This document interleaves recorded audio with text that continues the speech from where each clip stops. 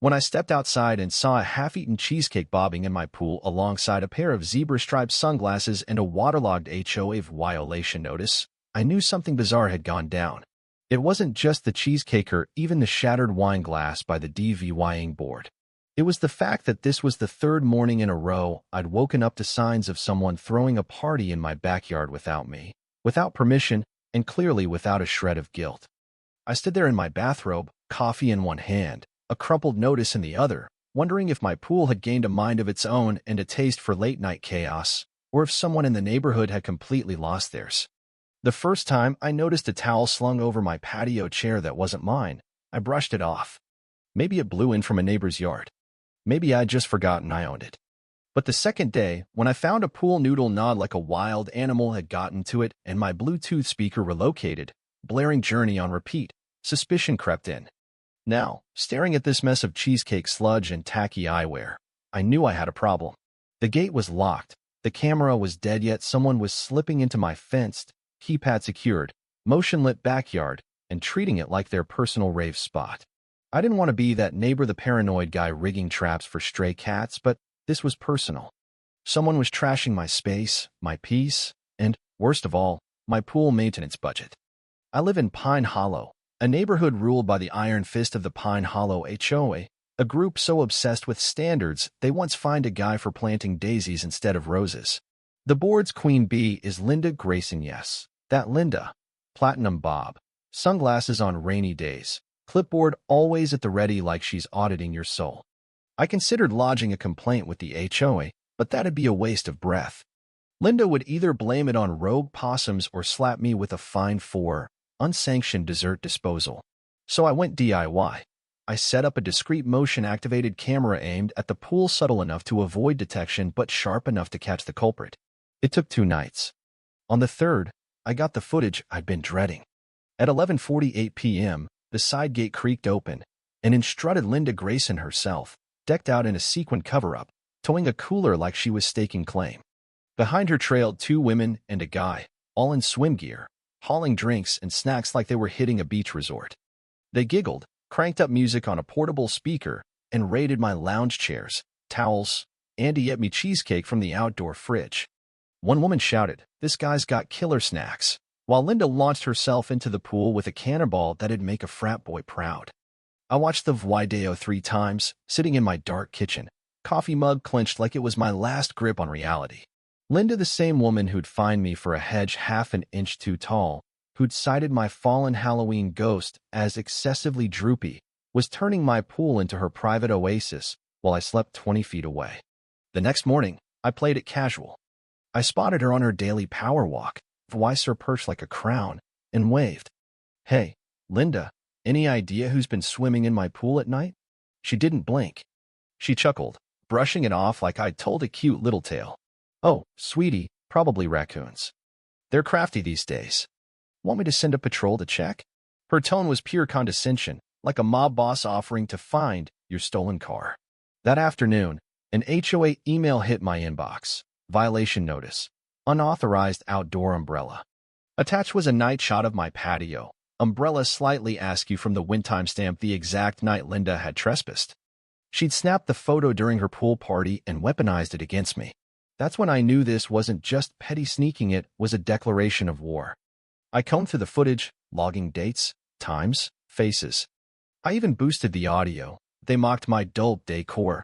Linda sneered that my unused pool was practically a crime. Another guest asked if I'd ever catch them. Linda cackled. Please, he'd apologize for interrupting us. My blood simmered, but I stayed cool. I had proof now. I sent the clips to my buddy Mark, a lawyer. "This is dynamite," he said. "Don't confront her yet, let her trip over herself. But please, prank her. I'm begging you." I grinned. Oh, I had ideas.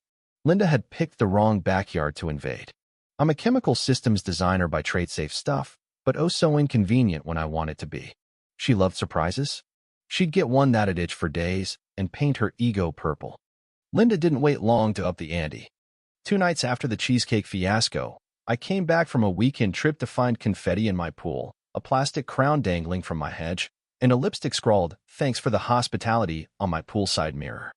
My jaw locked so tight I nearly chipped a tooth. This wasn't a casual dip, Anna Maria, it was a full-on siege. The footage showed Linda and her posse, dressed like they'd just left a reality TV shoot, clinking glasses and treating my yard like their VIP lounge. One even dragged in an inflatable unicorn.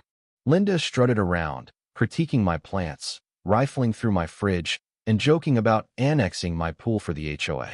They laughed like hyenas. It wasn't a party, it was a taunt.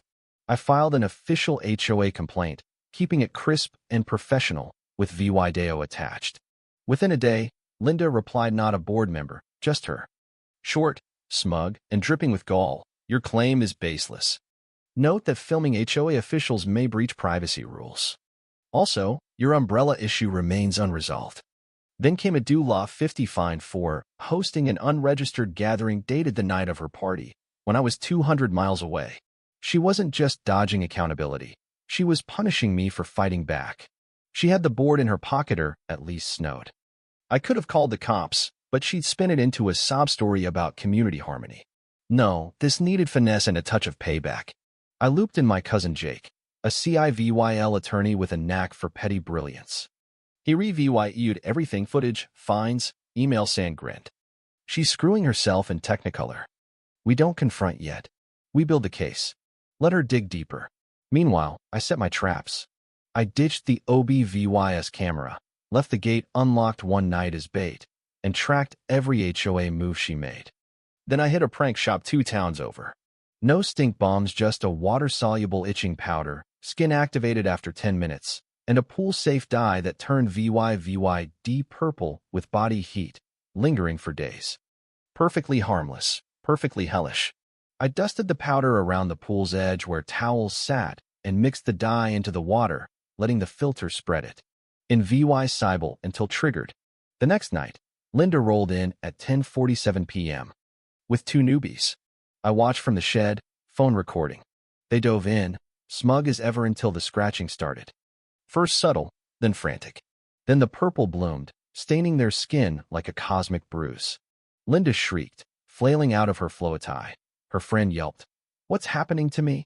They bolted, Leah VYing purple footprints and a trail of chaos towels, cups, that damn unicorn, and best of all, a fresh HOA violation notice, smeared with purple fingerprints. Morning brought no hazmat-suited Linda at my door, just silence. Then the neighborhood chat erupted. Blurry pics of Linda, purple from neck to knee, arguing in the community lot. Captions flew: Smuff Leader 2025 stuck. I stayed quiet, sipping coffee, letting the universe roast her. But Linda doubled down. An HOA email accused me of chemical endangerment, demanding pool records. I sent back certified maintenance logs, all clean. Then a health inspector showed up for anonymous tip. I showed him everything. He left laughing. Someone's pissed at you. She tried an emergency HOA meeting to find me for a hazardous pool, but I showed up with screenshots, timestamps, and calm facts. The board flipped. Janet asked point blank, "Were you in his pool?" Linda unraveled, shrieking about manipulation. They suspended her, and she stormed out, vowing revenge. She didn't stop. A legal letter came, vague and toothless. Jake countered with a harassment claim. Then someone who slashed my furniture and smeared my dye back at me. We filed with the city in small claims, forcing an HOA hearing. Linda cracked, admitting enough to sink herself. The board ousted her. Neighbors cheered. I ran for HOA president on a no petty fines platform and won. My first act, a legit pool party, everyone in Whitehead but her. She watched from across the street, then slunk away. My pool's mine again, peaceful, purple-free, and sweeter than ever. Linda's out there plotting, but I'm ready. Mess with my home, and you'll drown in your own mess.